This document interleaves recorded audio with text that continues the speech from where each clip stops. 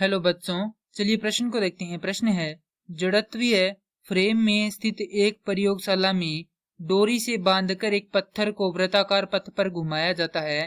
प्रयोगशाला से विवेचना करने के लिए पत्थर पर विकल्प ए दिया गया है, हमें वृत्त के केंद्र की ओर अपकेंद्र बल लगाना होगा।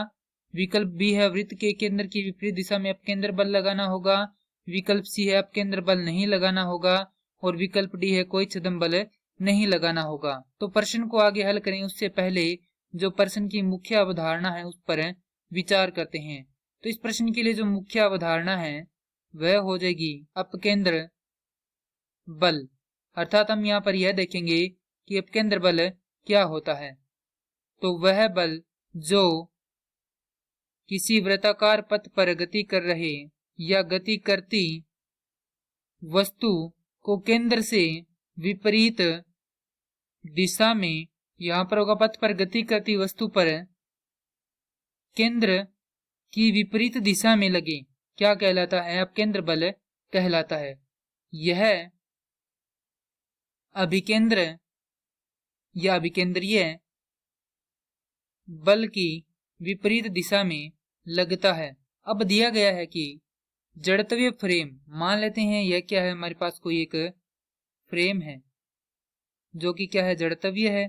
इस फ्रेम में स्थित एक प्रयोगशाला में डोरी से बांधकर एक पत्थर को वृत्ताकार पथ पर घुमाया जाता है।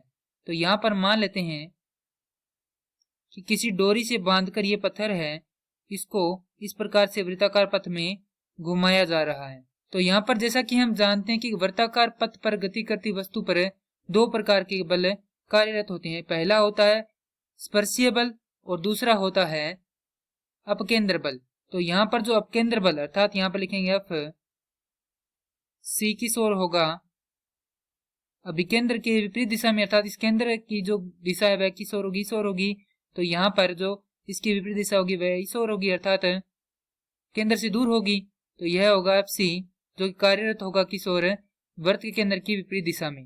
तो यदि हमें इस प्रयोगशाला में इस पत्थर को घुमाना है तो हमें क्या करना पड़ेगा, जो हमारा अपकेंद्रीय बल है इसको क्या करना पड़ेगा, वृत्त के केंद्र की विपरीत दिशा में लगाना पड़ेगा।